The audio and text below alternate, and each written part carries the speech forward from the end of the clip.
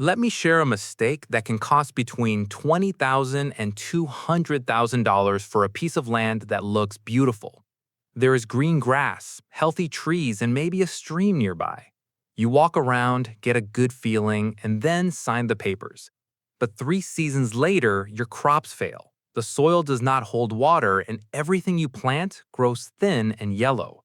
Here are the 6 things you have to look for. Sign 1. Soil color and smell. Pick up a handful of soil, hold it in your palm, and look at the color. Dark brown to almost black is what you want. That color comes from rotted organic material, broken down leaves, roots, animal parts, and billions of tiny living things that died and became part of the soil over many years. That is not just dirt, that is stored nutrients. That holds water. That is the base every successful farm was built on. Pale gray, light tan, orange red, or brick red soil is the warning. It means the biological layer is gone or was never there to begin with. Whatever you plant in light-colored soil will struggle from the very first season. Now close your fist and squeeze. Good soil keeps its shape loosely and breaks apart easily when you open your hand. That means it has the right mix of organic material and minerals. Soil that sticks like clay or crumbles to dust indicates either too much clay or not enough organic matter. Last check in this step. Smell it. Healthy soil smells like fresh earth after rain. That smell has a name. It comes from billions of tiny living things making a compound called geosmin. That smell means the land is alive and healthy. Dead soil has no smell at all. Flat, dry, and smell-free soil is inactive. Inactive soil does not support plant growth. Sign 2. The worm test. Worms are the best sign of healthy soil you can find. No tools needed. Push your fingers or a stick 6 inches into the soil. Do it in 3 different spots, spread across the property. Pull back slowly and look at what comes with it. Earthworms only live where there is organic material to eat. They only multiply where soil supports a full food chain. Finding worms indicates that bacteria, fungi, and other microbes are active. Everything alive in that soil is making what plants need to grow. In genuinely good land, you should find 2 to 3 worms per handful in the top 6 inches. If you dig 3 spots and find no worms in any of them, that soil is biologically dead or severely compacted. Nothing is living in it, and nothing will grow easily in it. Pay attention to the soil as you dig. If you find a hard gray or orange layer 4 to 6 inches down, that is a clay hardpan. Roots cannot grow through it. Water cannot drain through it. It traps everything above it. Clay hardpan is one of the most costly problems in land care. It can take years of deep digging and adding materials to fix it right. Finding it before you buy can save you from a long, expensive mistake. Sign 3. The indicator plant test. This is a test almost no modern buyer does. Wild plants don't lie. They grow only where the soil lets them. They are telling you about the land for free. Dandelions indicate deep topsoil with good mineral content. Their roots go down 12 to 18 inches. They only grow that deep in loose, healthy soil. Seeing dandelions on land is a truly good sign. Clover means the soil has healthy nitrogen levels. Clover takes nitrogen from the air and grows only where soil life supports it. Wild plantain means the soil keeps moisture without staying too wet. It has good drainage deep down. Stinging nettles are one of the best signs you can find. Nettles only grow in soil rich in nitrogen, phosphorus, and deep organic material. Where nettles grow a lot, the land was and still is fertile.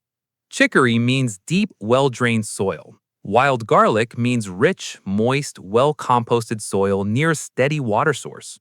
Now let's look at the warning plants.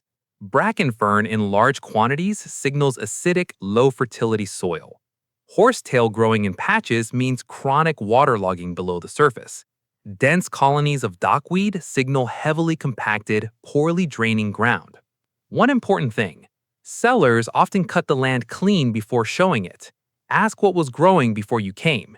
If they can't say or give a vague answer, that silence tells you something. Sign 4. The water absorption test. Take a full water bottle. Find flat ground. Pour it all in one spot. Watch it. Good soil soaks up a full cup of water in less than 30 seconds. You can almost see the ground pulling it down steadily and evenly. That means the soil is loose, drains well, and can handle heavy rain and dry times without problems. If the water pools and stays for more than 60 seconds, you have one of two problems. Either the surface is compacted by machines or by too many animals, or a clay layer near the surface is trapping water above it. If the water runs off immediately in all directions, the topsoil is too thin to hold water. That land will dry out within 2 weeks of summer heat and flood after just 1 hour of heavy rain.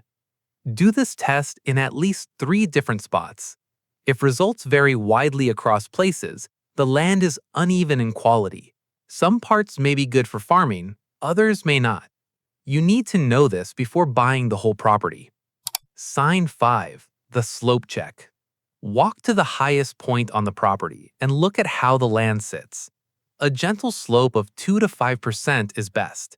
It is not steep enough to notice easily. On this land, topsoil stays put during storms. Crops and gardens do not flood. Cold air and frost flow downhill away from planting areas in early spring. Completely flat land floods. After heavy rain, water stays in low spots for days. Roots rot. Seeds wash away. Steep land wears away. Every storm washes topsoil downhill. After about 10 years of farming a steep slope, you can lose the important soil layer you paid for. Also check which way the slope faces. Land facing south gets the most sun in the northern hemisphere. North-facing slopes stay cold longer in spring and lose weeks of growing time each year. Sign 6. The tree and boundary test. Look at the trees. Healthy, tall, and varied trees mean the soil below has supported complex life for a long time. Deep-rooted hardwoods like oak and hickory do not grow in shallow soil. If they are big and well-established, the topsoil is deep. Willow trees growing anywhere on the land indicate that water is close to the surface year-round. That can be good for watering or for drainage, depending on where they grow. Willows in low spots mean those areas flood often. Dead trees with no storm damage or visible disease grouped in one area are a serious warning. Unexplained groups of dead trees can indicate soil poisoning, compacted soil, or polluted water below. Do not ignore that sign. 6 checks. Each of these checks is free and only takes a few seconds. They will tell you the truth that the seller might not share. Amish farming families ran these checks on every single piece of land they ever bought or leased for over 200 years. No expensive assessment, no government form. Just knowledge carried down through generations of people who could not afford to get it wrong. The next video will show you 5 signs of bad land that sellers often repair or hide before buyers arrive. Watch it before you visit any more properties. Subscribe so you do not miss it.